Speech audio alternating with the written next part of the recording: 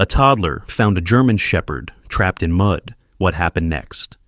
Left everyone in tears. What you're about to listen isn't just a story. It's a life-changing moment that shows how the purest hearts can find each other in the darkest times. If you think you've seen emotional rescues before, this one will leave you completely speechless. Like, share, and leave a comment telling us where you're watching from. You'll want your friends to experience this incredible journey too. The morning started like any other in the small town of Pinecrest.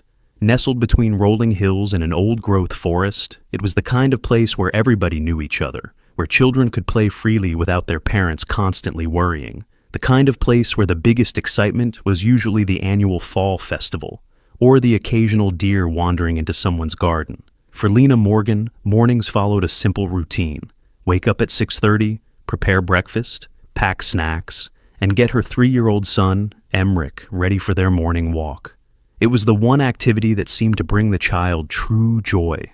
Unlike other children his age, Emric didn't babble or call her Mama. He didn't point at birds and name their colors or ask why 100 times a day. Emric was nonverbal, a condition the doctors still couldn't fully explain, despite countless tests and specialist visits. "Ready for our adventure, little explorer?" Lena asked, kneeling down to zip up Emric's blue jacket. The boy's eyes lit up, and he flapped his hands excitedly, his way of saying yes. Though he never spoke, Emric's eyes told entire stories. They were remarkable eyes, different colors that changed in the light. One blue, one almost amber, set in a face with cheeks that dimpled when he smiled. Lena slipped her phone into her pocket, grabbed a water bottle and snacks, and took Emric's small hand in hers. They stepped outside into the crisp autumn air, leaves crunching beneath their feet. Though their house sat on the outskirts of Pinecrest, the walking trail they frequented was just a 5-minute walk away. It curved through meadows before disappearing into the old forest that locals simply called the woods. "Look at those clouds, Emric. Looks like rain later." Lena pointed at the sky, where gray clouds were gathering in the distance. "We'll just do a short walk today." Emric nodded, squeezing her hand as they made their way to the trail. The recent rainfall had left the paths muddy in some areas, but it was nothing they weren't used to. Lena had dressed them both in waterproof boots for exactly this reason. The trail started at the edge of a meadow, where wildflowers still stubbornly bloomed despite the cooler temperatures. Emric stooped occasionally to pick dandelions and offer them to his mother with a solemn expression that always made her heart swell. These little gestures were how he communicated his love, and Lena treasured each one. They walked for about 20 minutes, Lena pointing out squirrels and birds to Emric, who watched everything with his intense, mismatched eyes. They reached a fork in the trail where it split, one path continuing through the open meadow, the other heading into the denser tree line of the woods. "Meadow today, right, buddy? It looks like it might rain soon." Lena gently tugged Emric toward the open path, but he pulled back, pointing insistently toward the woods. "You want to go that way? Just for a little bit, then." Lena checked her watch. They had time for a short detour before the weather turned. The wooded path was Emric's favorite anyway, with its canopy of leaves that turned walking into an exploration beneath a cathedral of gold and red this time of year. The trail narrowed as they entered the woods, and the sounds changed. Fewer bird calls, more rustling leaves, and the occasional snap of twigs as small animals scurried away. Emric seemed particularly focused today, walking with purpose rather than stopping to examine every interesting rock or stick as he usually did. About 10 minutes into the wooded trail, they came to a small clearing where a fallen log made a perfect bench. "Let's have a quick snack here," Lena suggested, reaching into her backpack for the apple slices and crackers she'd packed. Emric shook his head, tugging on her sleeve and pointing further down the path. "What's got you so excited today?" Lena asked, smiling at his eagerness. "Okay, we can keep going a bit longer." She pulled out her phone to check the time and noticed she had a text from work, a small community library where she managed the children's reading program. As she scrolled through the message about schedule changes, Emric's hand slipped from hers. "Just a second, baby," she murmured, quickly typing a response with her thumbs. The message sent with a soft ping, and she looked up. "Okay, now we can—" But Emric wasn't beside her anymore. Lena's heart skipped a beat. "Emric?" She turned in a circle, scanning the surrounding trees. "Emric!" No answer came, of course, but usually he stayed within sight. She took a few quick steps down the path, calling his name louder, fighting the panic that threatened to rise in her chest. He couldn't have gone far in just a few seconds. 20 feet ahead, she spotted his blue jacket through the trees, off the main path. Relief flooded through her, followed immediately by frustration. "Emmerich Morgan? You know better than to walk away from Mommy." She hurried toward him, pushing through a tangle of bare branches. The ground became softer underfoot, muddier from a nearby stream that fed into the marsh at the edge of the woods. Emmerich stood motionless, his back to her, staring down at something. "You scared me, baby. You can't just—" The words died in Lena's throat as she reached her son and saw what had captured his attention.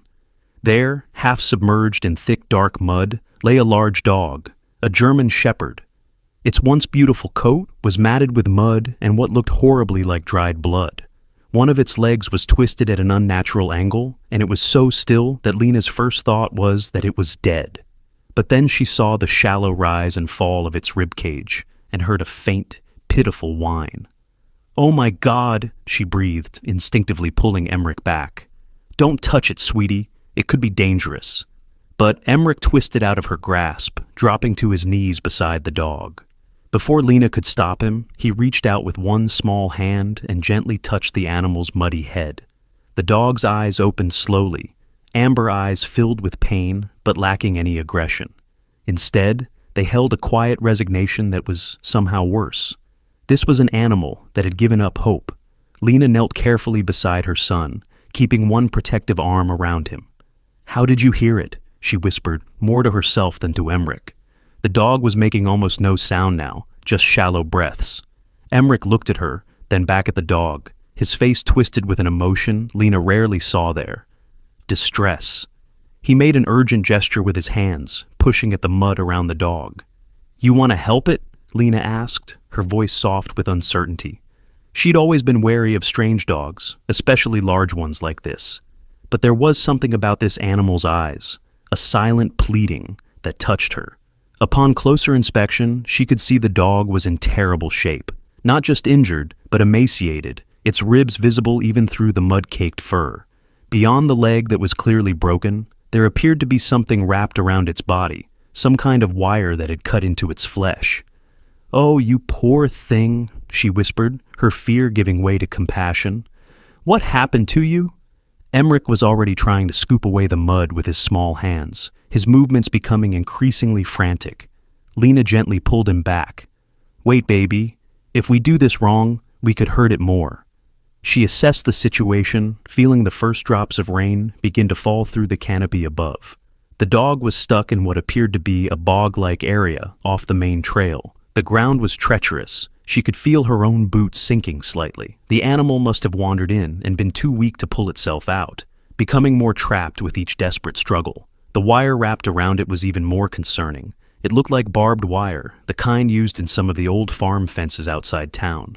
How had the dog gotten so tangled in it? And how long had it been out here, slowly dying in the cold mud?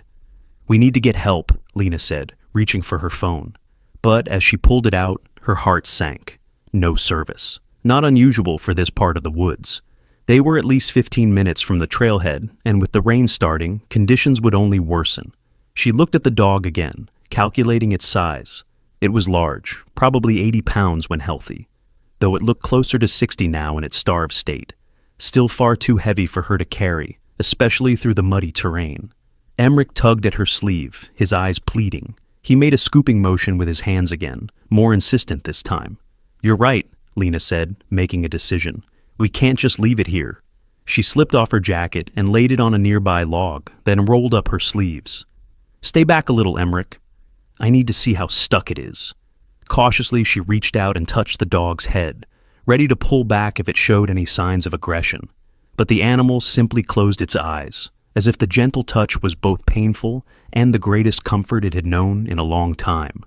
"It's okay," she whispered. "We're going to try to help you."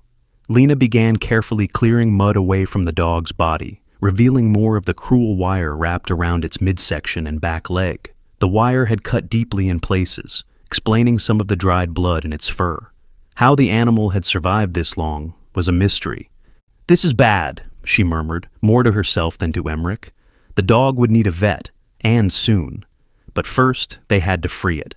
The rain was falling more steadily now, washing some of the mud away, but making the ground even more treacherous.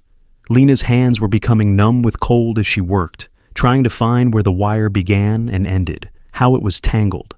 Emmerich watched intently, occasionally reaching out to stroke the dog's ear, the only part of it that seemed relatively uninjured.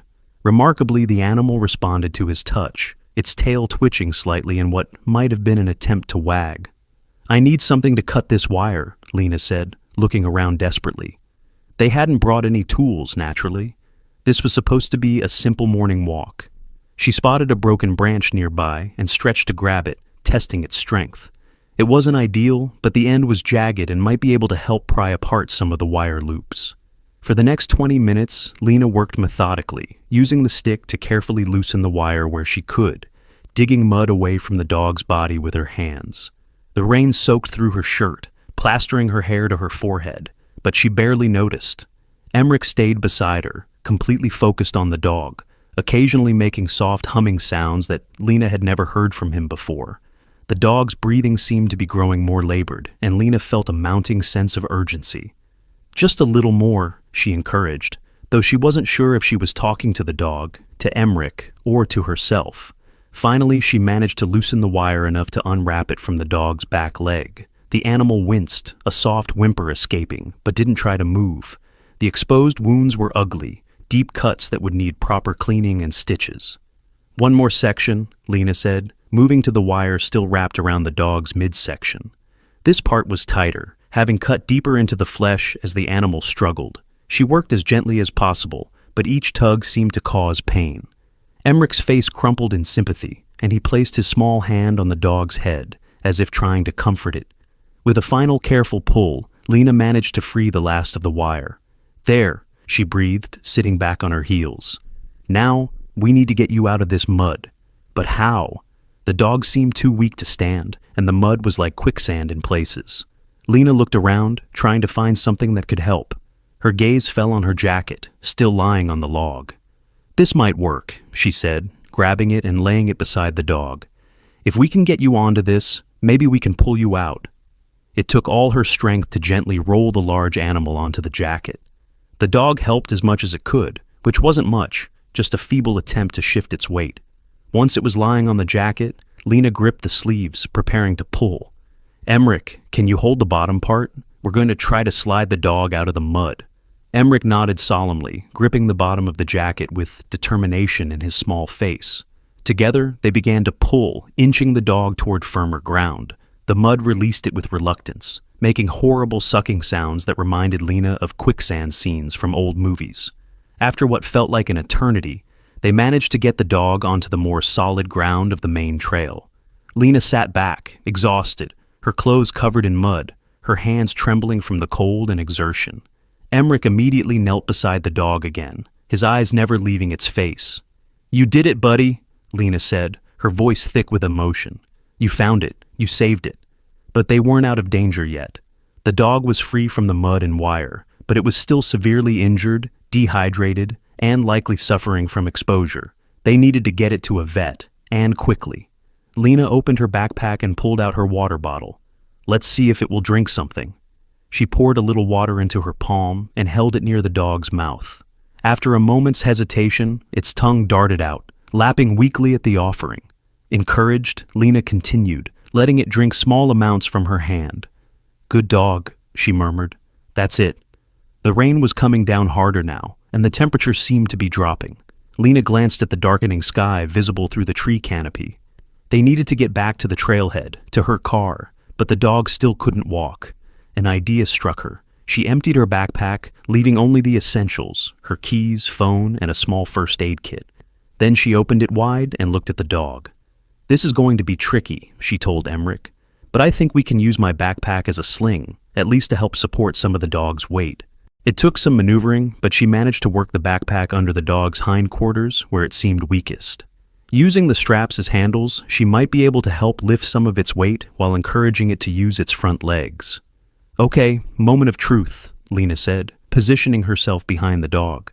"Emmerich, stand in front of it, just a few steps ahead. See if it will try to follow you." Emmerich moved into position, his eyes locked with the dog's. He made a soft clicking sound with his tongue, something Lena had never heard him do before, and held out his hand. To Lena's amazement, the dog responded. It lifted its head, then tried to get its front paws under itself. She quickly supported its back end with the makeshift sling, taking as much weight as she could. "That's it! Good dog! Try to walk, just a little." With tremendous effort, the dog managed to stand, wobbling dangerously but staying upright with Lena's support. Its broken leg hung useless, but the other three seemed to function, though barely. Slowly, painfully, they began to make their way back down the trail. Emmerich walked backward in front of the dog, continuing to make that strange clicking sound that seemed to encourage it. Lena supported its hindquarters, feeling every tremble that ran through its emaciated frame. The journey that had taken them less than 30 minutes on the way in now stretched into an hour of slow, agonizing progress. The rain soaked them completely, and the temperature continued to drop. Lena's arms burned from the strain, and sweat mixed with rainwater on her face despite the cold. But the dog kept going. Every few minutes it would stumble, nearly collapsing, but then it would lock eyes with Emmerich and somehow find the strength to continue. Lena had never seen anything like it, this connection between her silent son and the wounded animal. It was as if they understood each other on a level that transcended words. Finally, mercifully, they reached the trailhead. Lena's old station wagon sat where they'd left it, now the only vehicle in the small gravel parking area. The final challenge was getting the dog into the car. "Just a little further," Lena encouraged, her voice hoarse with exhaustion. "You can do it." With a Herculean effort, she managed to help the dog into the back of the station wagon, where she quickly spread an old blanket she kept for picnics. The animal collapsed immediately, its breathing ragged, but its eyes still focused on Emmerich, who climbed in beside it without hesitation. "Careful, baby," Lena warned, but her son was already settling beside the dog, his small hand resting gently on its mud-caked head. The look of fierce protectiveness on his face both surprised and moved her. Lena closed the back and hurried to the driver's seat, turning the heat on full blast. Her hands shook as she pulled out her phone, now with signal, and searched for the nearest veterinary clinic. There was only one in Pinecrest, on the other side of town. She set the GPS and pulled onto the road, driving as fast as she dared on the wet pavement. In the rearview mirror, she could see Emmerich in the back, still stroking the dog's head, his lips moving as if he was talking to it, something she had never seen him do before. The sight brought tears to her eyes, which she quickly blinked away. She needed to focus on driving now. Everything else, the questions, the implications, the overwhelming emotion of what had just happened, would have to wait. The dog's eyes were starting to close, its breathing becoming more shallow. Lena pressed harder on the accelerator, whispering a silent prayer that they wouldn't be too late, that the extraordinary connection she had witnessed between her silent child and this broken animal would have a chance to grow into something more, because in that moment, watching Emmerich with the dog, Lena had glimpsed something she had almost stopped hoping for, a path to her son's world, a bridge across the silence that had separated them since his birth, and she wasn't ready to lose that. Not now. Not when they had fought so hard to save this one precious life. Through the rain-streaked windshield, the lights of Pinecrest appeared in the distance. Lena tightened her grip on the steering wheel and drove faster, chasing hope through the storm. The veterinary clinic sat on the edge of town, a small building with a faded blue awning and a simple sign that read, Pinecrest Animal Hospital. Lena pulled into the nearly empty parking lot, the tires of her station wagon splashing through puddles. Her heart hammered against her ribs as she threw the car into park and rushed to open the back. "Hello? Anyone here? We need help," she called out as she struggled to open the clinic door while supporting the dog's weight. Emmerich walked alongside them, his small hand never leaving the dog's matted fur. The reception area was empty except for a startled-looking young woman behind the front desk. She jumped to her feet at the sight of them, a mud-covered woman, a silent child, and a half-dead German shepherd barely standing between them. "Oh my goodness, what happened?" The receptionist rushed around the desk, already reaching for her phone. "Doctor, Cyrus, emergency." "Found him in the woods," Lena managed, her voice cracking with exhaustion. "He's been trapped for days, I think. Barbed wire, mud. He needs help right away." A door at the back of the reception area burst open, and an older man with steel-gray hair and thick-rimmed glasses emerged. Dr. Cyrus had been Pinecrest's only veterinarian for over 30 years, known for his gruff manner but skilled hands. "Bring him back immediately," he instructed, his voice calm but urgent. He helped Lena guide the dog into an examination room, where they carefully lifted it onto a metal table. "You and your boy wait outside," Dr. Cyrus said firmly, already pulling on latex gloves. "Marcy will get you some towels." "Will he make it?" Lena asked, her voice small. The vet's expression was unreadable. "I'll do what I can." Reluctantly, Lena took Emmerich's hand and led him back to the waiting room. The receptionist, Marcy, brought them towels and offered hot chocolate from a small break room in the back. Lena accepted gratefully, helping Emmerich dry off before wrapping a towel around her own shoulders. The minutes crawled by. Emmerich sat unnaturally still, his eyes fixed on the examination room door. Every few minutes, they could hear the vet's voice or the sound of equipment being moved, but nothing to indicate whether the dog was surviving the treatment. Lena checked her phone. Almost 2 hours had passed since they'd found the dog. It felt like days. She tried to distract Emmerich with games on her phone, but he pushed it away, his attention never wavering from the door. Finally, after what seemed like an eternity, Dr. Cyrus emerged. His scrubs were spattered with what looked horribly like blood, and his face was drawn with fatigue. Lena stood immediately, her heart in her throat. "He's alive," the vet said, and Lena released a breath she hadn't realized she was holding. But barely. Severely dehydrated, malnourished, hypothermic. The leg is broken in 2 places, multiple lacerations from the wire, some infected. He's lost a lot of blood. "But he'll recover?" Lena asked. Dr. Cyrus's expression softened slightly. "Too soon to tell. The next 24 hours will be critical. I've set up intravenous fluids, antibiotics, and pain management. If he makes it through the night..." He trailed off, his professional detachment slipping for just a moment. Emmerich tugged at the vet's scrubs, his face twisted with concern. The doctor looked down at him, then back at Lena. "Your son seems very attached." "He found him," Lena explained. "I've never seen him connect with anyone or anything like this before." She hesitated. "Emmerich is nonverbal. He doesn't speak, hardly shows emotion most of the time. But with this dog..." Understanding dawned in the vet's eyes. He knelt down to Emmerich's level. "You want to see him again, don't you?" Emmerich nodded vigorously. "Just for a minute," Dr. Cyrus conceded. "He's sedated, but stable for now." He led them back to a recovery area where the dog lay on a padded table, wrapped in warming blankets.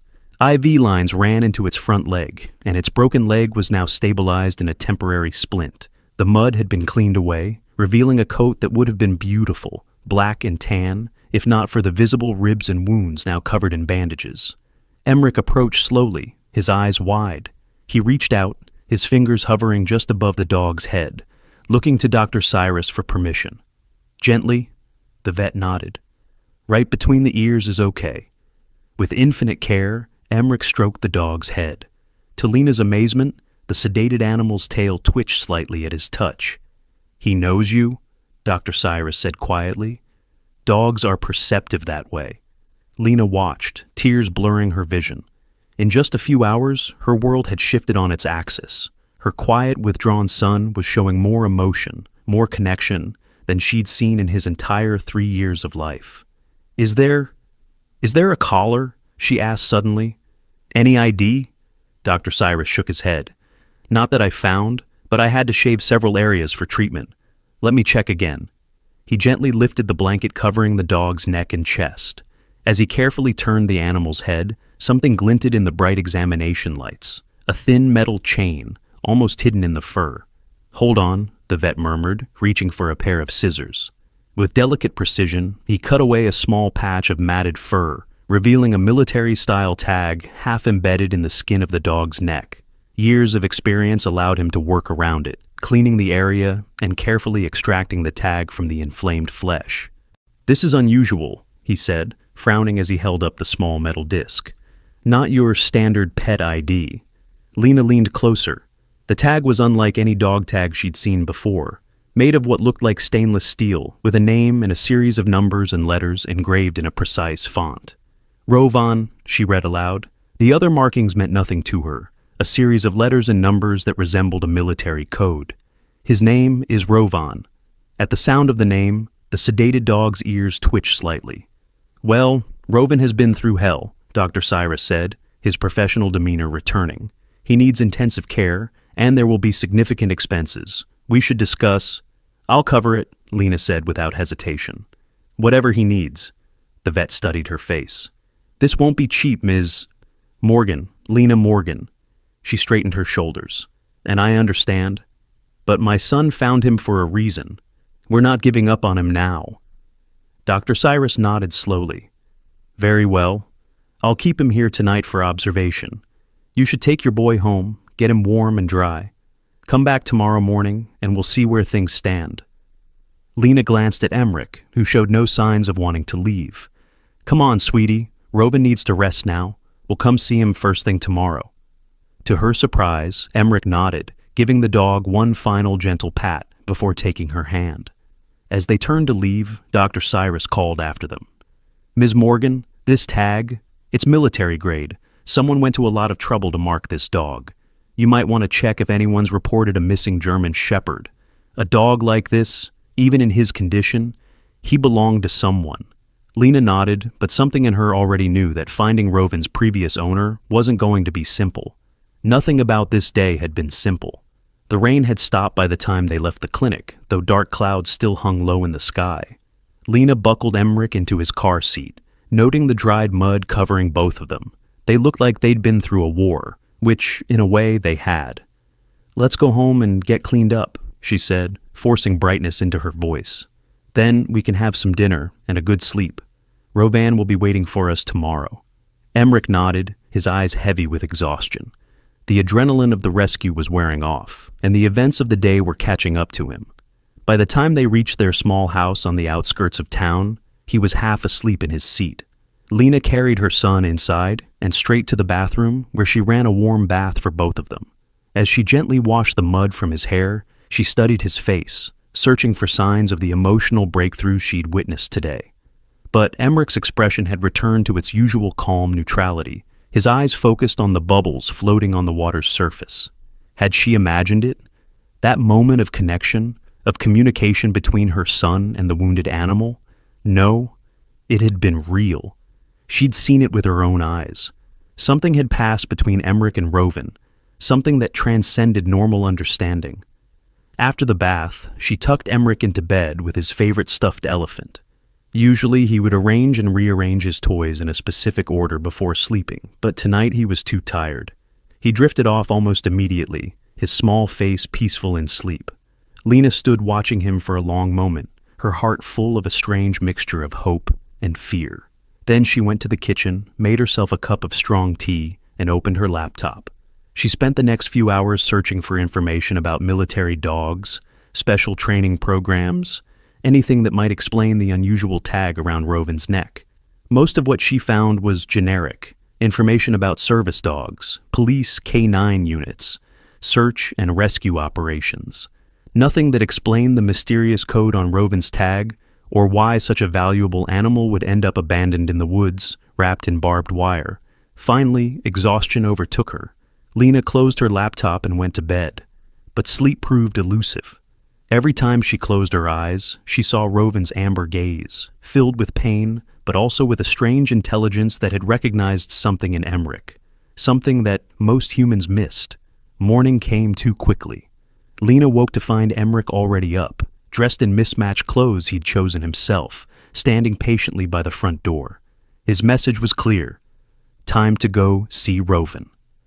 Breakfast first, Lena insisted, guiding him to the kitchen. She made quick work of pouring cereal and slicing a banana, which Emmerich ate with unusual speed, his eyes never leaving the clock on the wall. The drive to the veterinary clinic took only minutes. Pinecrest was beginning to wake up, shopkeepers opening their doors, a few early risers walking dogs or jogging along the sidewalks. Normal life continuing, unaware of how dramatically things had changed for Lena and Emmerich. Dr. Cyrus was already at the clinic when they arrived, looking as if he hadn't slept much either. His expression was grave as he led them back to the recovery area. He made it through the night, the vet said, which is honestly more than I expected. He's a fighter. Rovin lay much as they had left him, though some of the IV lines had been changed. His breathing seemed stronger, and when Emmerich approached, his tail definitely moved in a weak attempt at wagging. The good news is that the antibiotics seem to be working. His temperature is down, and some of the swelling around the wounds has decreased, Dr. Cyrus explained. I've scheduled a surgeon from the city to come look at his leg tomorrow. It's a complex break that needs specialized care. And the bad news? Lena asked, recognizing the reservation in his voice. The vet sighed. He's still critically weak. The damage from exposure, dehydration, and blood loss is severe. And, he hesitated, there's something else I discovered during the night examination. He motioned Lena to the other side of the room, speaking quietly. This dog has old injuries, Ms. Morgan. Scars that long predate his current condition.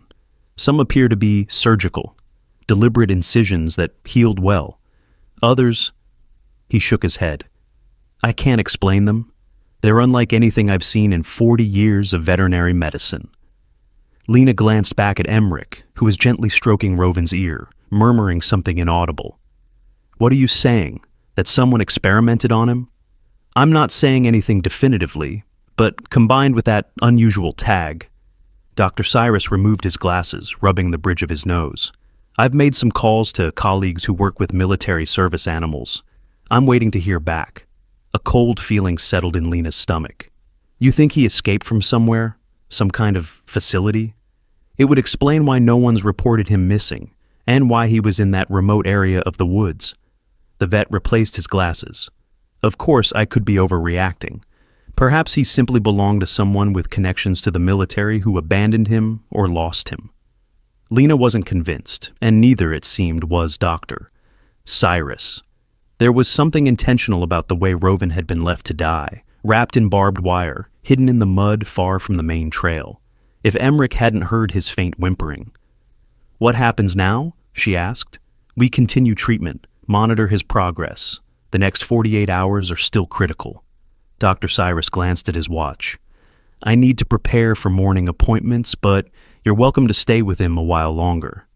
After the vet left, Lena pulled a chair next to the recovery table and sat down, watching her son with the wounded animal. Emmerich had positioned himself so his face was level with Rovin's, their eyes locked in what seemed like silent communication. He likes you, Lena said softly. You're good for him. Emmerich nodded without looking away from the dog. Then, to Lena's astonishment, he did something he'd never done before. He opened his mouth and made a deliberate sound. Not a word, not yet, but a soft vocalization that sounded almost like row. Lena's hand flew to her mouth, tears springing to her eyes.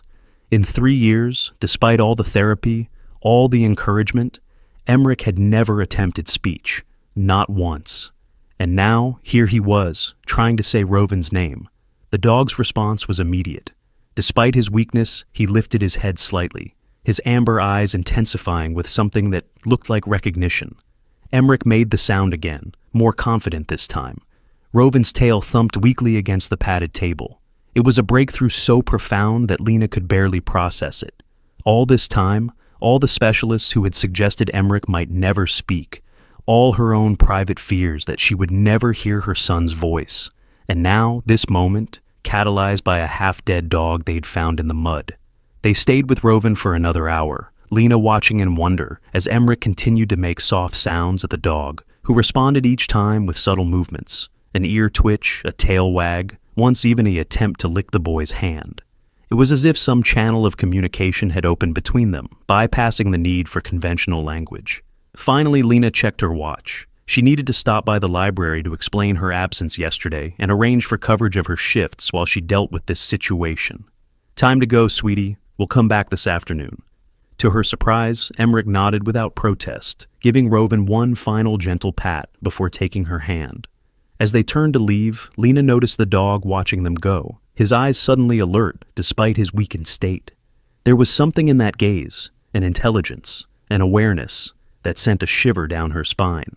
Outside, the morning had turned bright and clear, the storm of yesterday leaving behind a washed clean world that seemed to match the sense of new beginnings stirring in Lena's heart. She helped Emmerich into the car, her mind racing with possibilities. If this connection with Rovan could bring Emmerich out of his shell, help him find his voice, it was worth any cost, any risk.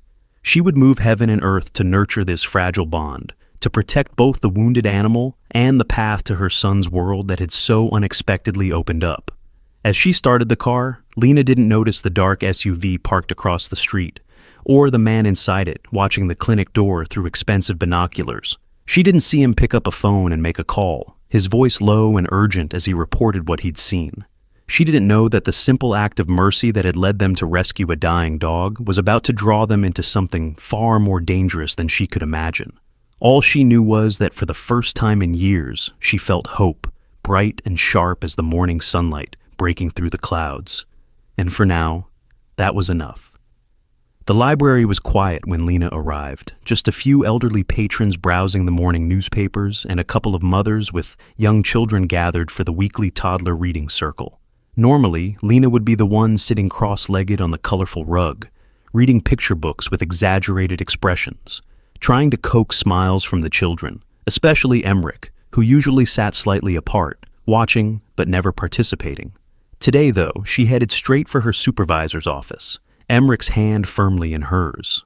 The little boy seemed different somehow, more present, his eyes taking in everything with an alertness she hadn't seen before. "Lena, we were worried when you didn't show up yesterday." Mrs. Abernathy was a kind woman in her 60s who had run the Pinecrest Library for over 30 years. She looked up from her computer, her eyes widening at the sight of them. "Is everything all right?" Lena explained the situation as briefly as possible, finding the injured dog, the emergency trip to the vet, the unexpected connection between Emmerich and the animal. She left out the mysterious tag and doctor, Cyrus's suspicions. Those details felt private somehow, not ready to be shared. "So I was hoping to take a few personal days," she finished, "just until we know if the dog will pull through." Mrs. Abernathy's gaze shifted to Emmerich, who was methodically examining the spines of books on a nearby shelf. "Of course, dear. Take the rest of the week. Jane can cover your reading circles." She leaned forward, lowering her voice. "And Lena, if this dog is helping Emmerich come out of his shell, that's worth more than any work schedule."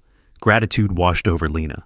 "Thank you. I think it might be a breakthrough. He tried to say the dog's name this morning." Mrs. Abernathy's eyes widened. "Lena, that's wonderful. It was wonderful and terrifying." Years of carefully managed expectations had trained Lena not to hope too much, not to see progress where there was only coincidence. But this felt different. This felt real. After leaving the library, Lena drove to the local pet supply store. When Rovan recovered enough to leave the clinic, they would need supplies. She selected a plush dog bed, food and water bowls, a soft brush for his coat once it healed, and several types of premium dog food, unsure what would be best for a recovering animal. As she pushed the cart through the aisles, Emmerich trailing alongside her, she found herself making plans, imagining a future with Rovan as part of their small family. It was premature, possibly foolish, but the image felt right. Emmerich and his dog growing together, healing each other. At the checkout, the teenage cashier smiled at their purchases. "New dog? What kind?" "A German Shepherd," Lena answered. We're fostering him." The word felt safer than adoption, a hedge against the possibility that Rovan might not survive, or that his mysterious owners might appear to claim him. But even as she said it, Lena knew in her heart that if Rovan lived, he was already theirs. The universe had arranged this meeting too perfectly for it to be temporary. They returned to the veterinary clinic after lunch. The waiting room was busier now, filled with people and their pets. An elderly man with a cat carrier, a young couple with a limping golden retriever, a woman holding a small terrier that couldn't stop sneezing. The receptionist Marcy smiled when she saw them. "Doctor," Cyrus said to send you back when you arrived. "Go on through." Emmerich practically pulled Lena down the hallway to the recovery room. Inside, they found Doctor, Cyrus checking Rovan's fourth line. The dog looked marginally better, still critically ill, but his eyes were more alert, and he visibly perked up when Emmerich entered the room. "His vitals are stronger," Dr. Cyrus said without preamble. "Blood work shows the antibiotics are working. He's not out of danger, but—" The vet allowed himself a small smile. "He's doing better than I expected." Emmerich went straight to Rovan's side, placing his small hand gently on the dog's head. The animal's tail immediately began to thump weakly against the padded table. "I've been looking more closely at that tag," Dr. Cyrus continued, motioning Lena to follow him to a small desk in the corner. "The code is definitely military, but it's not standard issue for service animals." He handed her the small metal disc. Cleaned of blood and dirt, it gleamed under the fluorescent lights. On one side was the name Rovan in capital letters. On the reverse was a series of letters and numbers. SHPRD-XR7-12. "What does it mean?" Lena asked, turning the tag over in her palm. "I'm not sure. SHPRD could stand for Shepherd, obviously. The rest?" He shrugged. "Could be a unit designation, could be something else entirely. Have your military contacts had any insights?" Dr. Cyrus's expression darkened slightly. "That's the strange part. I reached out to 3 different colleagues who work with military K-9 units. One never called back. One said he'd never seen that type of tag. And the third?" He lowered his voice, glancing at Emmerich, who was still focused on Rovan. "The third told me to stop asking questions and forget I ever saw the dog." A chill ran down Lena's spine. "What?" His exact words were, "If it's got that marking, it's above your pay grade. Walk away." The vet looked troubled. "I've known Jim Carson for 20 years. He's not the dramatic type." Lena stared at the tag in her hand, the metal suddenly feeling heavier. "What are you saying? That Rovan is some kind of, what, secret military project?" "I'm not saying anything definitive." Dr. Cyrus took off his glasses, pinching the bridge of his nose, a gesture Lena was beginning to recognize as a sign of stress. "But those old wounds I mentioned, some look like surgical explorations of the nervous system, and there's evidence of cranial surgery, small drill holes in the skull that have long since healed." "Brain surgery? On a dog?" Lena whispered, horrified. "Like I said, I've never seen anything like it, not in standard veterinary practice." He replaced his glasses. "The specialist is coming tomorrow to look at his leg. Dr. Winters is discreet, and she owes me a favor. I won't mention the tag or my suspicions. Just let her focus on the orthopedic issues." Lena nodded slowly, her mind racing. What had they stumbled into? Was it dangerous? Should she be worried about Emmerich's attachment to a dog that had clearly been part of something unusual, possibly unethical? She looked over at her son, who was now sitting cross-legged on the floor beside Rovan's table, his small face animated in a way she'd rarely seen as he made soft sounds to the dog. Whatever Rovan had been through, whatever experiments or training he'd endured, he was gentle with Emmerich, responsive to his attempts at communication. "What should we do?" she asked Dr. Cyrus. The vet considered for a moment. "For now, we focus on getting him healthy. The orthopedic surgery, infection control, nutrition, those are our priorities. As for the rest," he sighed. "I'm not sure, but I'd be careful who you tell about finding him or about that tag." The warning sent another chill through Lena. She slipped the tag into her pocket, nodding her understanding. "How much longer will he need to stay here?" "At least a week, assuming the surgery goes well tomorrow. After that, he'll need careful home care for several months." Dr. Cyrus studied her face. "Are you prepared for that kind of commitment?" Lena glanced at Emmerich again. "Yes, whatever it takes." They stayed with Rovan for another hour, Lena watching in wonder as Emmerich continued his one-sided vocalizations with the dog. Each sound, each attempt at speech, felt like a miracle. All the therapists, all the specialists who had worked with Emmerich over the years, and somehow this wounded animal had connected with him in a way no human ever had. As they prepared to leave, Dr. Cyrus pulled Lena aside once more.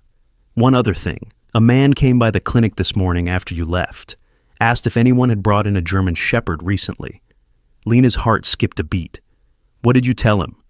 "That due to patient confidentiality, I couldn't discuss any animals in my care."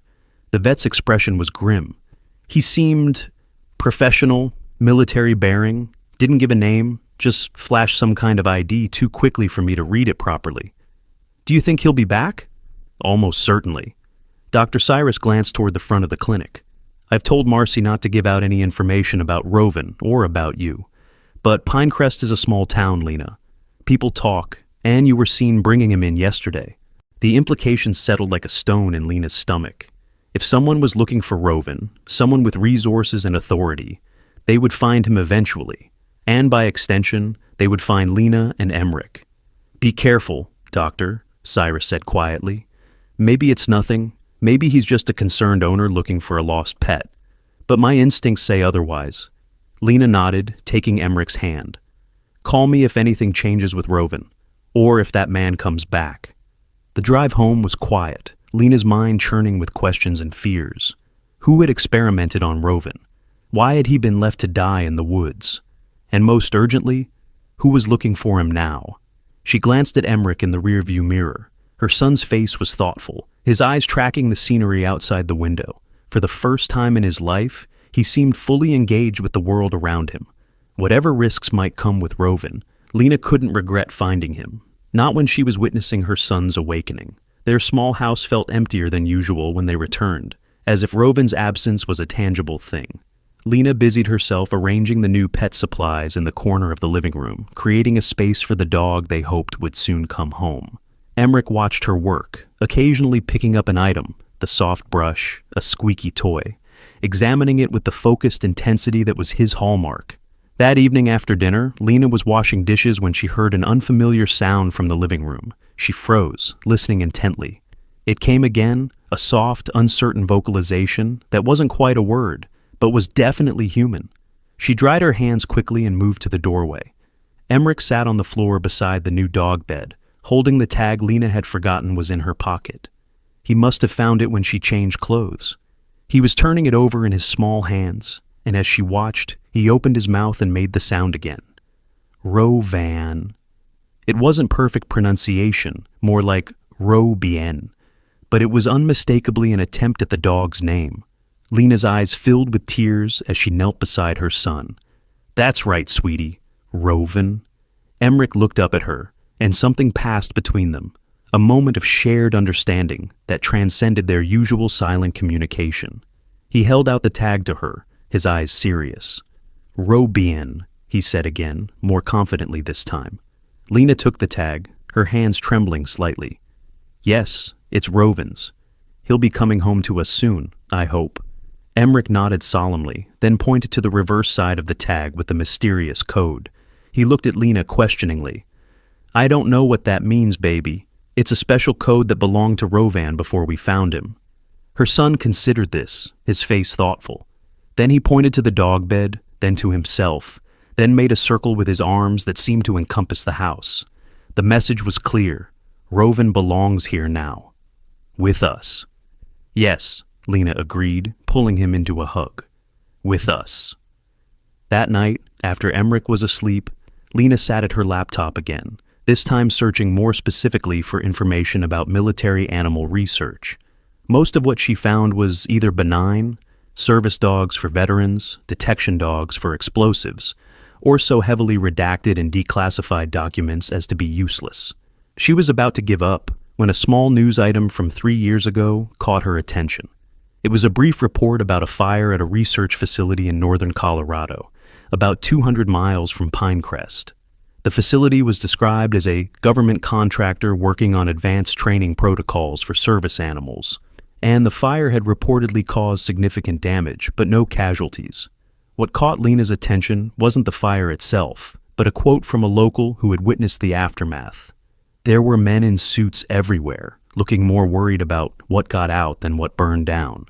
What got out? Could Roven have been part of whatever research was happening at that facility? Could he have escaped during the fire, somehow surviving in the wild for 3 years before ending up tangled in barbed wire in the woods outside Pinecrest? It seemed far-fetched, but then again, everything about this situation was unusual. The tag, the surgical scars, the man asking questions at the clinic, none of it added up to a normal lost pet scenario. Lena closed her laptop, rubbing her tired eyes. Tomorrow the specialist would examine Roven's leg. Tomorrow they might know more about his chances for recovery. Everything else, the mysteries, the warnings, the potential dangers, would have to wait. She checked the locks on the doors and windows, a precaution she rarely took in peaceful Pinecrest, before looking in on Emmerich one more time. Her son slept soundly, his favorite stuffed elephant clutched to his chest. On the nightstand beside him lay Roven's tag, positioned carefully where he could see it first thing in the morning. The sight brought tears to Lena's eyes. In just 2 days, This wounded animal had transformed their lives, bringing out a side of Emmerich she'd feared might never emerge. Whatever came next, she silently vowed to protect both her son and the dog that had somehow reached him when nothing and no one else could. Morning came with a sense of anticipation. Emmerich was again awake before Lena, dressed and ready, Rovin's tag clutched in his small hand. They ate breakfast quickly and headed to the clinic, arriving just as Dr. Cyrus was unlocking the front door. "You're early," he greeted them, his expression tired but not grim. "He had a good night, his temperature is normal, and he's taking water on his own now." Relief washed over Lena. "That's wonderful news. Dr. Winters should be here in about an hour to examine his leg. You're welcome to wait with him until then."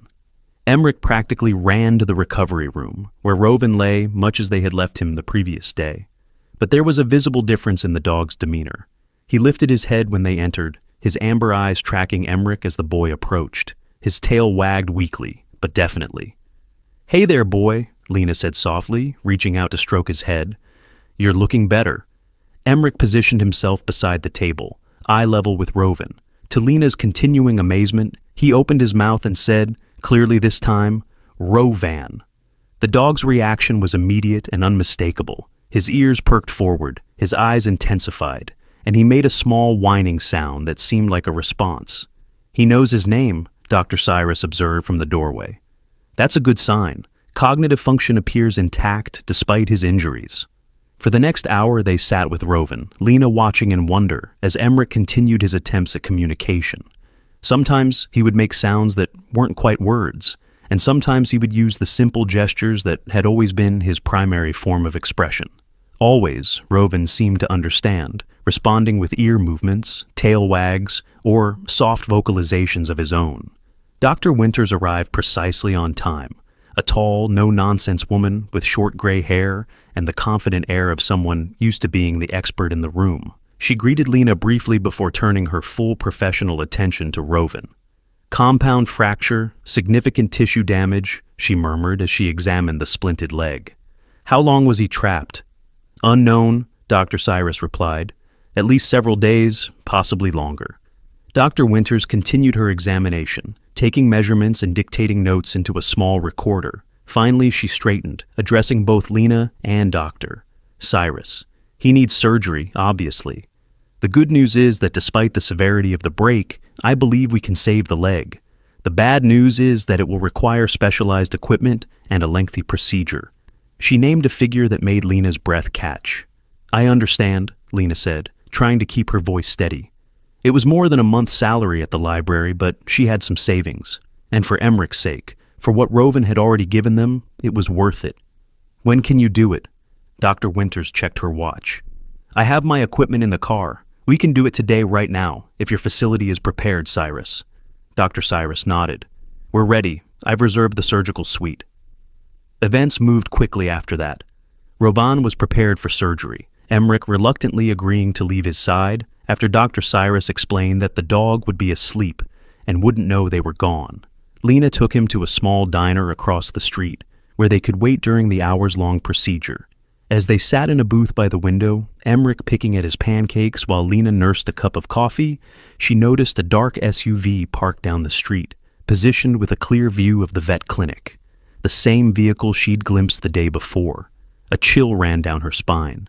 Someone was watching the clinic, waiting. Watching for Rovin? For them? Her instinct was to grab Emmerich and run, back to the house, pack their things, disappear until they could figure out what was happening. But Rovin was in surgery. They couldn't leave him. Instead, she pulled out her phone and took a photo of the SUV, capturing its license plate. Then she called Dr. Cyrus. "The man who was asking questions?" she said when he answered. "I think he's watching the clinic right now. Dark SUV across the street." There was a pause. "Stay where you are, Doctor," Cyrus said finally. "The surgery will take at least 4 more hours. Don't come back until I call you, and don't return to your house either. Go somewhere public, crowded." The seriousness in his voice confirmed Lena's fears. This wasn't paranoia. Something was very wrong. "What's happening?" she asked, keeping her voice low as Emmerich watched her with curious eyes. "I'm not sure, Doctor," Cyrus admitted. But Dr. Winters recognized the code on Rovin's tag. She's not just an orthopedic specialist, she used to work with military service animals. There was another pause. She says Rovin isn't just any dog, Lena, and the people looking for him won't stop until they find him. The words hung in the air, heavy with implications Lena wasn't sure she fully understood. She glanced at Emmerich, who was still picking at his pancakes, unaware of the danger potentially surrounding them. "What should we do?" she asked, keeping her voice low and calm. "Stay in public places until the surgery is complete, doctor," Cyrus instructed. "Then come back through the rear entrance of the clinic. Dr. Winters has resources. She'll help us figure out what to do next." After hanging up, Lena sat very still, trying to process this new reality. 2 days ago, her biggest worry had been Emmerich's next therapy appointment. Now she was hiding from mysterious men in black SUVs, caught up in what sounded increasingly like some kind of government conspiracy. "Sweetie, change of plans," she said, forcing brightness into her voice.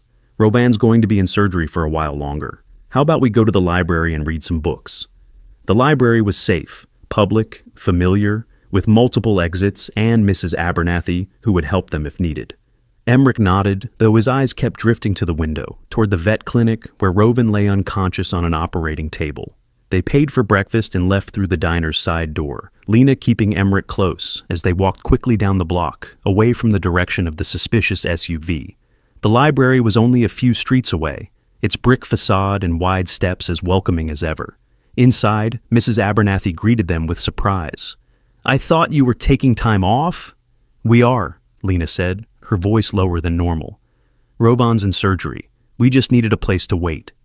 She glanced meaningfully toward the windows, hoping her boss would understand that something was wrong without her having to explain in front of Emmerich. Mrs. Abernathy was perceptive. She nodded slightly, then turned to Emmerich with a warm smile. "Well, it's perfect timing. We just got in some new books about dogs that I was saving to show you." She led them to the children's section, which was empty this early on a weekday. Emmerich settled on a beanbag chair with the dog books, while Lena took Mrs. Abernathy aside. "Something strange is happening," she whispered, quickly explaining about the tag, the man asking questions, and the SUV watching the clinic. Mrs. Abernathy's expression grew grave. "You think this dog is some kind of, what? Government experiment?" "I don't know what to think," Lena admitted, "but Dr. Cyrus seems concerned enough that he told us not to go home." The older woman squeezed Lena's arm reassuringly. "You stay here as long as you need to. The staff lounge has a couch if Emmerich needs to rest, and my apartment is above the library if you need somewhere to sleep tonight." Gratitude washed over Lena. "Thank you. I'm sure it will be fine once the surgery is over. Dr. Winters, the specialist, apparently knows something about Rovin's background." Hours passed slowly. Emmerich, unusually, stayed focused on the dog books, studying each picture with intensity, occasionally showing Lena images of German shepherds that resembled Rovin. Around noon, Mrs. Abernathy brought them sandwiches from the deli across the street. By mid-afternoon, Emmerich had migrated to a computer in the children's area, where he was watching videos of service dogs performing tasks. Finally, at just after 4 o'clock, Lena's phone rang. It was Dr. Cyrus. "The surgery was successful," he said without preamble. "The leg should heal with proper rehabilitation. He's in recovery now." Relief flooded through Lena. "That's wonderful news. Dr. Winters would like to speak with you. Can you come to the clinic? Use the back entrance off the alley. The SUV is still out front." Lena looked at Emmerich, who had perked up at hearing her side of the conversation. "We'll be there in 20 minutes. They left the library through a staff exit that led to a small parking lot behind the building. Lena kept Emmerich close, scanning their surroundings constantly as they took a circuitous route to the veterinary clinic, avoiding main streets. The back entrance was a nondescript metal door marked "Deliveries Only." Lena knocked, and moments later, Dr. Cyrus opened it, quickly ushering them inside. "This way," he said, leading them through a storage area stacked with boxes of medical supplies. "Rovan's in a different recovery room now, more private." They entered a small room at the end of a hallway. Inside, Rovan lay on a padded table, his broken leg now properly set and wrapped in a professional cast. His coat had been further cleaned, revealing more of the beautiful black and tan coloring beneath the remaining dirt. An IV drip still ran into his front leg, but his breathing seemed stronger, more regular. Beside him stood Doctor, Winters, her face serious as she studied a tablet displaying what looked like medical scans. Emmerich immediately went to Rovin's side, placing his small hand gently on the dog's head. Even sedated, Rovin responded, his ears twitching slightly at the boy's touch. He should make a full recovery, Dr. Winters said, setting down her tablet.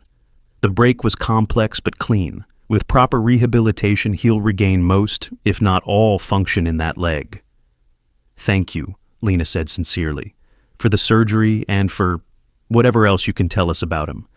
Dr. Winters' expression was unreadable. Cyrus tells me you found him in the woods, tangled in barbed wire.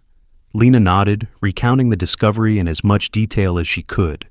The remote location, Rovan's condition, the way Emmerich had somehow heard his faint whimpering, despite how far off the trail they'd been. Dr. Winters listened intently, occasionally glancing at Emmerich, who was still focused entirely on Rovin. When Lena finished, the specialist was silent for a long moment. What I'm about to tell you is sensitive, she finally said.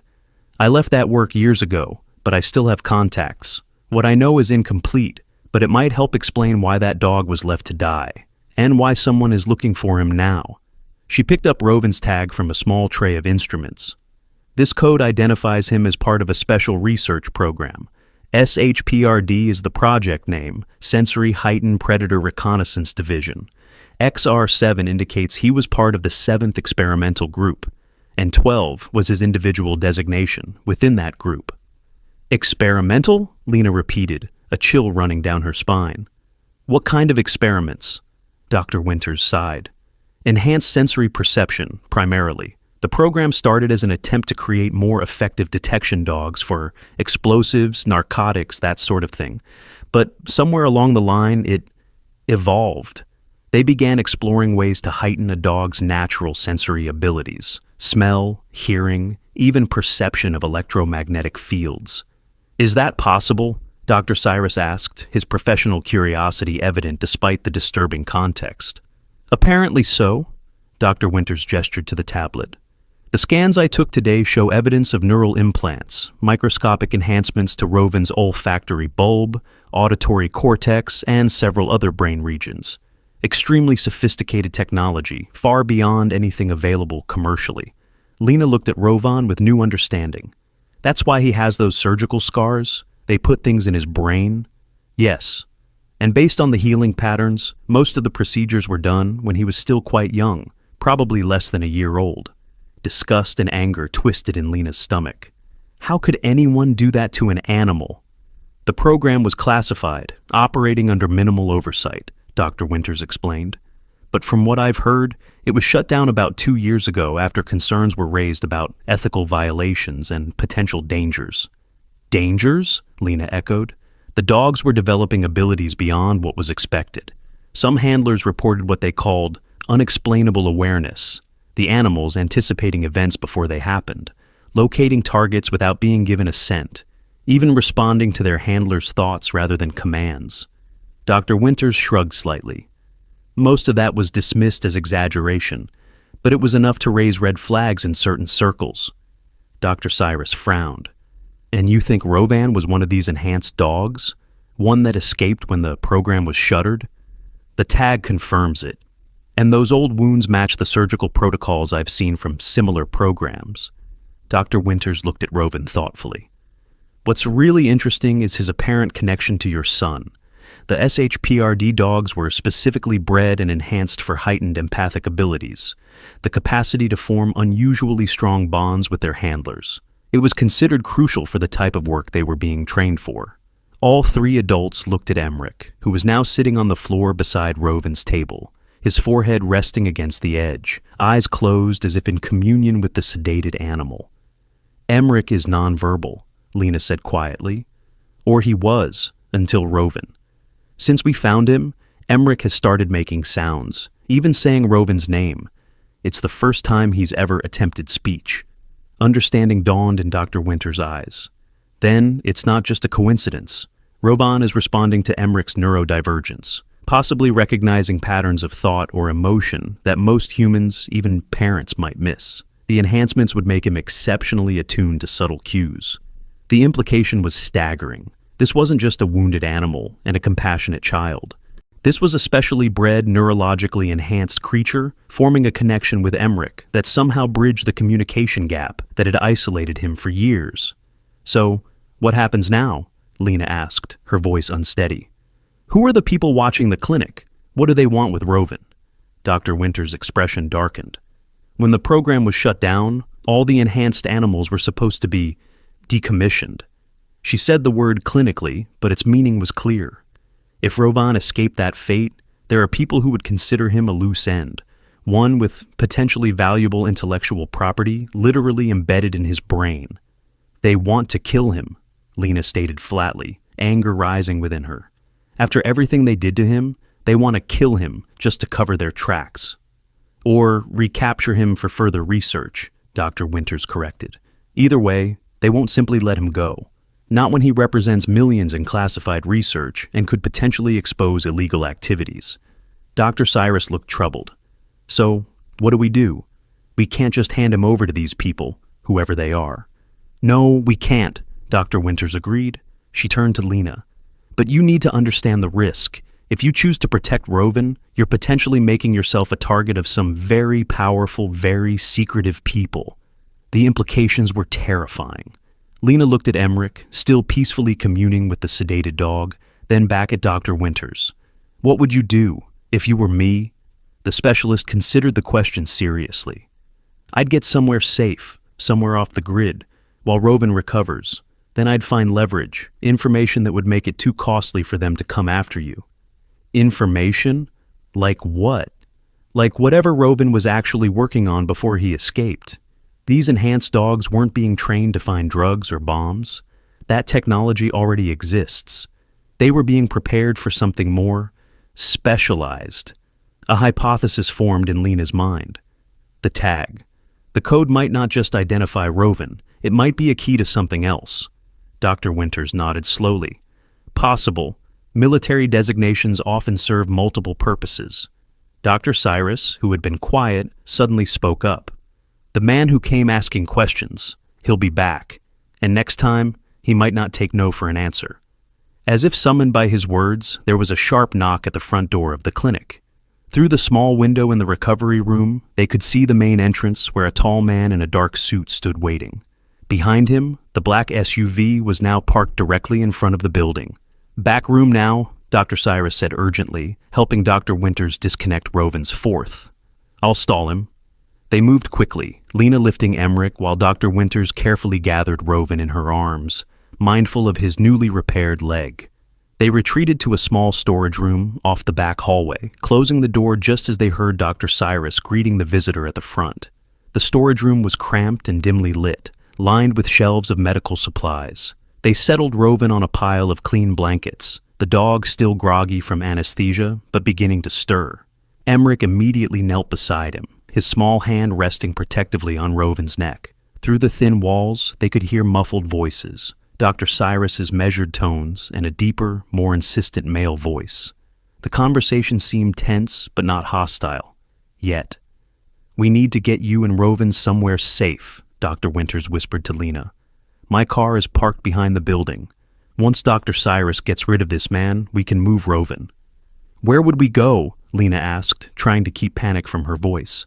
"I have a cabin about 2 hours from here, very isolated, off the main roads. We can take Roven there to recover while we figure out our next move." The voices in the front of the clinic grew louder, more heated. Then there was silence, followed by the sound of footsteps moving through the building. "He's searching the place," Dr. Winters breathed, her body tensing. "Get ready to move if needed." Lena gathered Emmerich closer, her heart racing. The footsteps approached their hallway, then paused. A door opened nearby, another examination room, then closed. In that moment, something changed in Rovan. Though still weak from surgery, his eyes snapped fully open, ears erect, body suddenly alert. A low growl rumbled in his chest as he fixed his gaze on the storage room door. Emmerich placed his hand on Roven's head, making a soft shushing sound. Remarkably, the dog quieted, though his eyes remained locked on the door, every muscle tense. The footsteps continued down the hall, stopping just outside their hiding place. The doorknob turned slowly. Time seemed to freeze. Lena held her breath, pulling Emmerich tight against her. Dr. Winters moved silently to position herself between the door and Roven. The door opened a crack, revealing a sliver of a man's face, cold eyes scanning the dimly lit room. His gaze passed over the shelves, then froze as he spotted them huddled in the corner. For one terrible moment, nobody moved. Then several things happened at once. The man threw the door fully open, reaching inside his jacket. Dr. Cyrus appeared behind him, shouting something Lena couldn't make out through the roaring in her ears. And Roven, despite his injuries, despite the anesthesia still in his system, somehow lunged forward with a ferocity that seemed impossible, placing himself between the stranger and Emmerich. The snarling that erupted from Roven's throat wasn't just aggressive, it was primal, terrifying, a sound that seemed to vibrate the very air in the small room. The man stumbled back, his hands still inside his jacket, but his eyes wide with what looked like genuine fear. And then, cutting through the chaos like a lightning bolt, came a sound Lena had never heard before. "No!" The word, clear, loud, unmistakable, came from Emmerich. Her silent son had spoken his first full word, and the power of it seemed to shock everyone in the room into stillness. The man in the doorway recovered first, his face hardening as he pulled what Lena now saw was a syringe from his jacket. "Stand aside," he ordered Dr. Winters. "That animal is government property." "That animal is under my care," Dr. Cyrus said firmly, stepping into the room. "And I don't recognize your authority to take him." "You don't want to interfere with this, doctor," the man said coldly. "This is a matter of national security." "This is a matter of a wounded animal and a child who needs him," Lena found herself saying, surprised by the steadiness in her voice. "Whatever Rovan was before, he's part of our family now." The man's expression shifted to something calculating. "Mrs. Morgan, isn't it? Librarian, single mother to a special needs child?" The casual knowledge of her personal details sent ice through Lena's veins. "You have no idea what you're involved in. That dog is dangerous, physically, and in other ways you can't begin to understand." "The only danger I see is you," Dr. Winters said calmly. "A man threatening a mother and child over a wounded animal. How do you think that would play in the press? Government agent terrorizes nonverbal child to reclaim tortured dog." It was a bluff. They had no guarantee they could get such a story to the press before being silenced, but it seemed to land. The man hesitated, assessing the room. Two determined women, a veterinarian, a small boy, and a German shepherd, who, despite being freshly post-operative, was showing every sign of being willing to tear out his throat if he came any closer. "This isn't over," he finally said, tucking the syringe back into his jacket. "You've bought yourself some time, nothing more. That animal has to be contained, for everyone's safety." He backed out of the room, his eyes never leaving Roven, who maintained his protective stance in front of Emmerich despite the visible trembling in his limbs. Only when they heard the front door of the clinic close, followed by the sound of a car engine starting, did anyone move. Dr. Cyrus rushed to the window, confirming that the SUV was indeed driving away. "He'll be back," Dr. Winters said grimly, "with reinforcements." Lena had barely processed the danger they had just faced when she felt a tug on her sleeve. She looked down to find Emmerich staring up at her with wide, intense eyes. "Roven," he said clearly, and then, with visible effort, forming each sound deliberately, "Stay. With us." 3 more words, 4 in total. More than he had spoken in his entire life combined.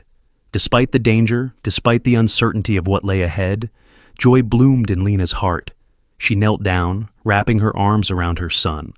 "Yes, baby, Roven stays with us. We'll protect him, just like he protects you." Over Emmerich's shoulder, she met Dr. Winters' gaze. "What do we do now?" "Now," the specialist said, already moving to help the exhausted Roven back onto his makeshift bed. "We get you all to my cabin, and then we figure out what's on that tag that makes these people so desperate to find him." Dr. Cyrus nodded grimly. "I'll get my truck. We can move Roven more easily in that than try to lift him into a car."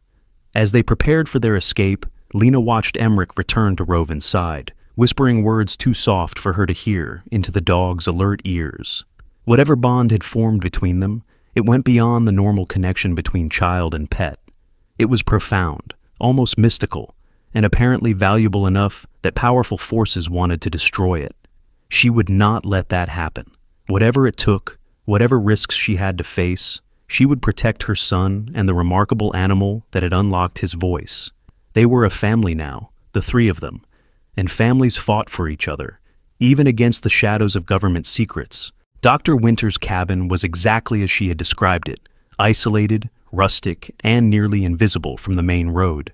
Nestled in a grove of pines halfway up a mountain slope, it offered a commanding view of the valley below, while remaining hidden from casual observation.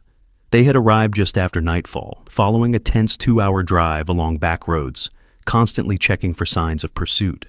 "It's not much, Doctor," Winters said as she unlocked the heavy wooden door. "But it's secure." The interior was simple but comfortable. A main room with a stone fireplace, a small kitchen area, 2 bedrooms, and a bathroom with a surprisingly modern shower. Lena was relieved to see the cabin had electricity and running water. She hadn't been sure what to expect in such a remote location. They settled Rovan on a thick blanket near the fireplace. The journey had been hard on him, coming so soon after major surgery, but he had remained alert throughout, his amber eyes scanning constantly, as if aware they were fleeing danger.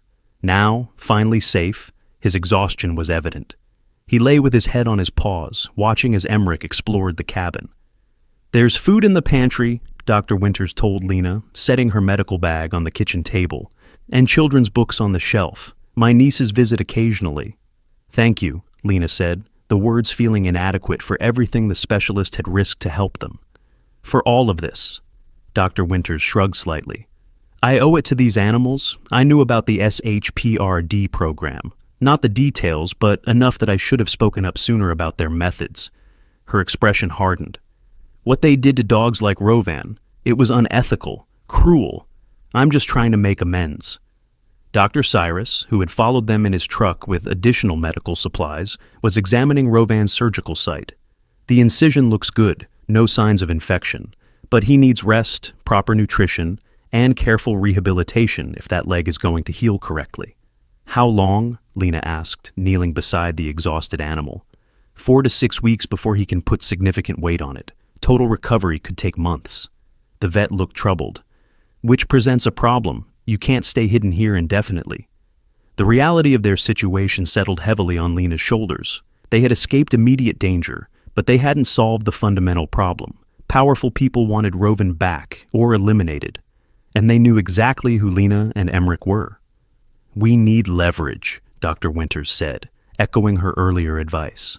"Something that makes it more costly for them to pursue you than to let you go."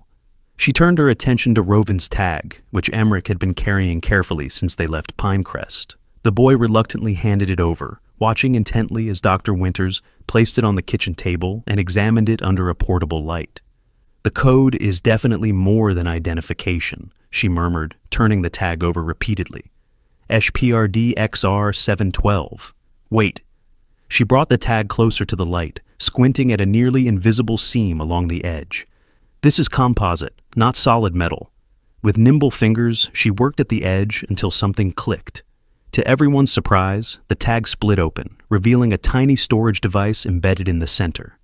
"A microchip, Doctor," Cyrus observed. "But not like the standard ones we use for pets." "High-density storage," Dr. Winters confirmed. "Military grade." She looked up at Lena. "This is why they want him back so badly. He's carrying data, classified data, most likely." "Can we access it?" Lena asked, hope mingling with apprehension. Dr. Winters shook her head. "Not here. I don't have the equipment, but I know someone who might be able to help, a former colleague who left the program before I did, on even worse terms. He lives about 3 hours north of here." Lena glanced at Emmerich, who had settled next to Rovan, one small hand resting protectively on the dog's back. Both looked exhausted. "Not tonight," she decided. "Rovan needs rest, and so does Emmerich. We'll go in the morning." After a simple dinner of canned soup and sandwiches, they prepared for the night. Dr. Cyrus would return to Pinecrest. His extended absence would only raise suspicions, while Dr. Winters would stay with Lena, Emmerich, and Rovan at the cabin. "Be careful," Lena told the veterinarian as he prepared to leave. "That man saw you helping us." Dr. Cyrus nodded grimly. "I'll say you panicked and left, that I have no idea where you went. It's essentially true." He shouldered his bag. I've left enough medication and supplies to last a week. Call the burner phone I gave you if you need anything, but only in an emergency." After he departed, Dr. Winters helped Lena settle Emmerich in one of the bedrooms. The boy had insisted on bringing Rovin's blanket, which now lay beside his pillow. He fell asleep almost instantly, the emotional and physical toll of the day finally catching up to him. Lena sat at the kitchen table with Dr. Winters, both women nursing mugs of the specialist's surprisingly good whiskey. Outside, the wind had picked up, whistling through the pine branches and rattling the cabin's sturdy shutters. "Tell me more about the HPRD program," Lena said quietly. What were they really trying to create? Dr. Winters stared into her mug for a long moment before answering. "It started with good intentions, at least that's what they told us. Enhanced service animals for veterans with severe PTSD. Dogs that could sense oncoming panic attacks, nightmares, dissociative episodes. Dogs that could form deeper connections with traumatized soldiers than regular service animals." "That sounds noble," Lena ventured. "It did to me, too, at first." Dr. Winters took a sip of whiskey. "But then the goals shifted. The military took more control. They became less interested in helping veterans and more interested in creating assets. Dogs with enhanced perception that could detect explosives no other animal could find. Dogs that could be remotely controlled through neural implants.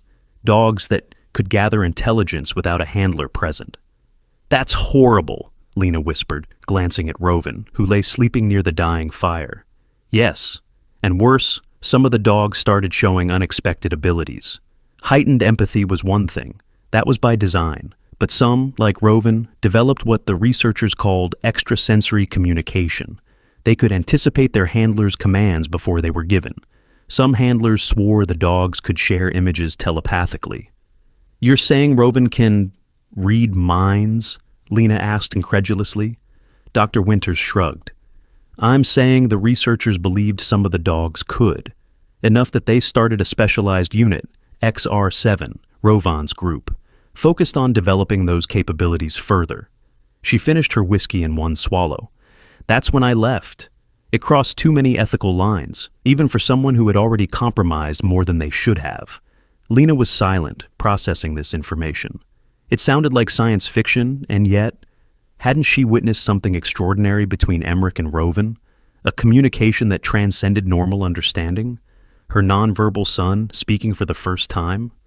"Whatever's on that chip," Dr. Winters continued, "it's related to those experiments, and if my suspicions are correct, it's evidence of illegal human experimentation as well, testing the enhanced dog's abilities with unwilling subjects. War crimes," Lena said softly. "Potentially, and an explanation for why they're so desperate to recover Rovin, or eliminate him." The implications were staggering. Lena looked again at the sleeping German shepherd, his chest rising and falling peacefully. What horrors had he witnessed? What had been done to him in the name of national security? And yet, despite everything he had endured, he had formed an immediate, profound bond with Emmerich. He had protected her son with a fierceness that went beyond training or instinct.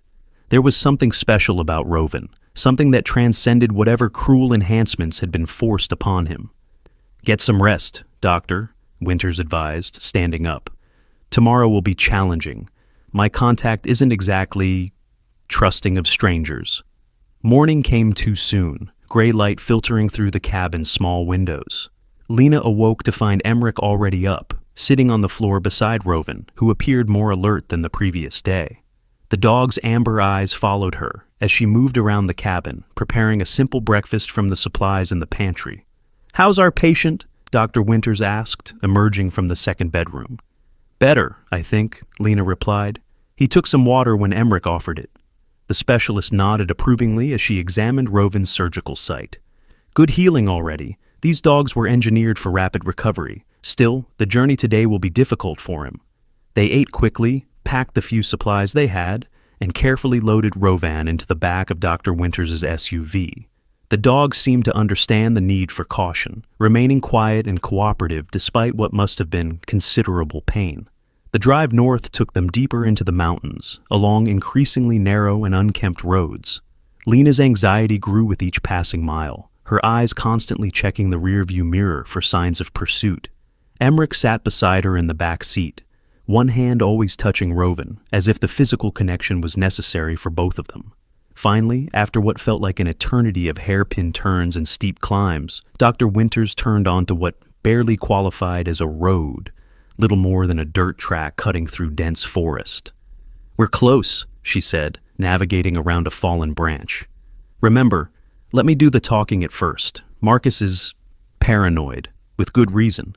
The track ended at a clearing where a rustic cabin stood, similar to Dr. Winters's but more weathered, with solar panels on the roof and what looked like a sophisticated satellite dish disguised as ordinary equipment. A tall, thin man with a gray beard waited on the porch, a shotgun held casually but unmistakably ready in his hands. "That's far enough, Catherine," he called as they approached. "Who are your friends?" Dr. Winters stopped the SUV and stepped out, hands visible. "They need your help, Marcus. It's about SHPRD." The man's posture stiffened visibly. For a tense moment, Lena thought he might order them to leave, or worse. Then his gaze fell on Rovan in the back of the vehicle, and something in his expression changed. "Bring him inside," he said gruffly, lowering the shotgun. "Quickly." Between the three adults, they managed to carry Rovan into the cabin, settling him on a rug before a wood stove. The interior was surprisingly high-tech. Computer equipment lined one wall, with multiple screens displaying what looked like security camera feeds from around the property. Marcus knelt beside Rovan, examining him with gentle hands that belied his gruff demeanor. "XR7, he murmured, noticing the shave patch where the tag had been embedded. "I worked with this cohort." "This is Rovan, Doctor," Winters said.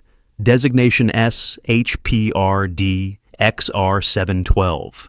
Recognition flashed in Marcus's eyes. 12? He survived? He looked up at Dr. Winters sharply. How is that possible? All of XR7 was scheduled for termination when the program shut down. "He escaped somehow," Lena interjected. "We found him in the woods, tangled in barbed wire, half dead." Marcus's attention shifted to her, then to Emmerich, who had positioned himself protectively beside Rovan.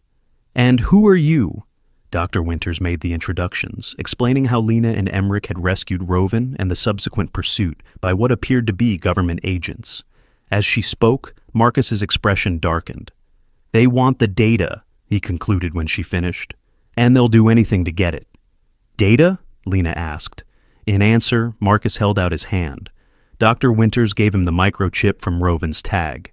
He examined it briefly, then moved to his computer setup, inserting the chip into a specialized reader. "This will take time to decrypt," he warned, typing rapidly. SHPRD used military-grade encryption for all their files. "But you can do it?" Lena pressed. A grim smile crossed Marcus's face.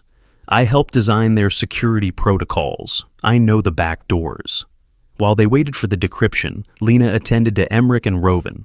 The boys seemed unconcerned by their strange surroundings, focused entirely on the dog, who watched everything with alert, intelligent eyes. "He really has bonded with your son," Marcus observed, watching them from his workstation. "That's remarkable." The XR7 cohort wasn't bred for empathy like the earlier groups. They were designed for remote operations, extended separation from handlers, autonomous function, covert data gathering. "Yet he connected with Emmerich immediately," Lena said. "My son is nonverbal, or was until Rovan. Now he's speaking, single words, but still." Marcus looked intrigued. The neural enhancements in the XR7 group were focused on nonverbal communication, the ability to perceive and transmit thoughts without conventional language. He studied Emmerich with new interest. "Your son's neurodivergence might make him more receptive to Rovan's enhanced communication abilities." Before Lena could ask what that meant, a series of beeps came from the computer. Marcus turned back to his screens, his expression becoming increasingly grim as he read whatever data had been decrypted. "It's worse than I thought," he said finally. "This isn't just research data. It's evidence, documentation of illegal experiments, unauthorized enhancements, forced compliance testing on both animals and human subjects." He looked up, his face pale. "And coordinates to a secondary facility that was supposedly decommissioned, but appears to be still active." Dr. Winters moved to look over his shoulder, her expression hardening as she read. "These are war crimes, Marcus. Human rights violations. Yes. He pointed to a specific section of text. And proof that the program didn't end 2 years ago as officially claimed. It just went deeper underground, with fewer oversight protocols. Lena tried to process the implications. So, this chip contains evidence that could expose the entire program? Proof of illegal activities that could implicate high-ranking officials? Exactly, Marcus confirmed. Whoever embedded this data in Rovan's tag was trying to get it out, to expose what was really happening. They used him as a courier, knowing his enhanced abilities would help him evade capture. And he almost made it, Dr. Winters added softly, until he got trapped in those woods. A new thought struck Lena with terrible clarity. These coordinates, the active facility, is that where they took the other dogs from Rovan's group? The ones that were supposed to be terminated? Marcus nodded grimly. According to this data, yes, at least some of them. They're continuing the experiments, pushing the enhancements further, using the dogs for operations that would never be sanctioned officially. The horror of it settled over the room like a physical weight. Rovan wasn't just a runaway experiment. He was a messenger, carrying evidence that could bring down an entire black program operating outside the bounds of law or ethics. So, what do? Lena asked, the enormity of their situation overwhelming her. We can't fight the government. Not the government, Marcus corrected. A rogue element within it, which means the actual government might be very interested in what's on this chip. He tapped a few more keys.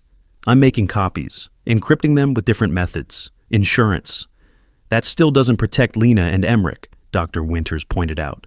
Or Rovan. As long as they know the dog is alive and the data is out there, they'll keep hunting. Marcus was silent for a moment, then stood up decisively. There's only one option. We have to go public. Not with the media. They'd be shut down too quickly. With oversight committees, inspectors general, specific senators known for their integrity. Won't that put us in more danger? Lena asked, instinctively moving closer to Emmerich and Rovan. Short term, yes, Marcus admitted. But it's the only way to create enough visibility that they can't simply make you disappear.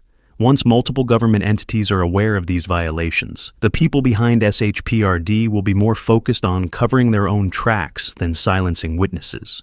It wasn't an ideal solution, but it was the only one that offered any hope of a normal life afterward.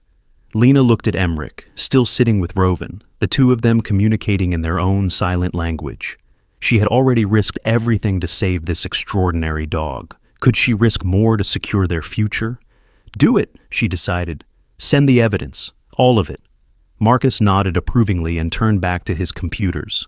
For the next several hours, he worked steadily, occasionally consulting with Dr. Winters about specific details in the files. Lena tried to rest, but anxiety kept her alert, constantly checking the windows for signs of approaching danger. As evening approached, Marcus finally pushed away from his workstation. It's done. I've sent encrypted packets to 7 different oversight bodies, each with instructions to release the information publicly if they don't hear from me every 24 hours. I've also sent copies to trusted journalists who will hold the information until given a signal. How long until someone acts on it? Lena asked. Hard to say. Hours, maybe days. But the important thing is that the information is out there now. Too many copies and too many hands to be contained. He looked at Rovan with something like respect. He completed his mission after all. That night, as they prepared to sleep in Marcus's surprisingly well-appointed guest room, Lena watched Emmerich curl up beside Rovan on the thick rug that had been laid out for them. The dog's protective posture hadn't changed, despite his injuries. His amber eyes remained alert, watching the door even as his body relaxed. Thank you, Lena whispered to him, reaching out to stroke his head. For everything you've done for Emmerich. For us. Rovan's intelligent gaze met hers, and for a moment, Lena could almost believe Marcus's claims about enhanced communication. There seemed to be a depth of understanding in those eyes that went beyond animal instinct or training. Rovan, Emmerich said clearly, his small hand resting on the dog's neck. Home. Soon. Lena's heart swelled at the words, not just because her son was speaking, but because of the promise they held. Home. A future where they could live without fear, where Rovan could heal completely, where Emmerich could continue to find his voice. It might take time. There would be questions, investigations, perhaps even court appearances. But for the first time since finding Rovan in the mud, Lena felt genuine hope that they might emerge from this nightmare intact, not just surviving, but transformed.